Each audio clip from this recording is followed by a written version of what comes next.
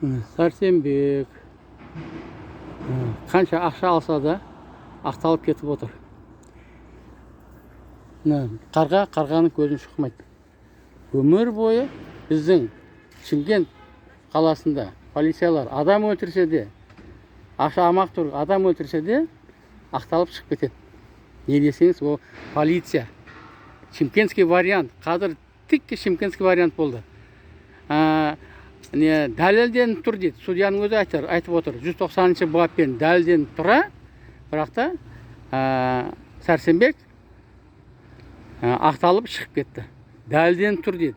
Оны жұмыста істемейді, бала шағасы бар екен, менің балам емес екен. 11 жылға қамат берді, бірақ оның баласы болғаннан кейін оны ақтап отыр. Неге десеңіз, ол полицейский. Полицейский болғаннан кейін ақталып отыр. Енді біз бәрібір қоймаймыз. Әйелі ақша алған, досы 10.000 теңге долясын алған. Сондықтан қайтадан іс қозғатамыз, уже групповой деп. Қалай болмасын? Қайтадан қозғатамыз. Групповой бойынша қамалып кеткен үшін. Әйелі де, өзі де. Но біздің сот. Олар отыр. Олар рахаттанып отыр. Біз болса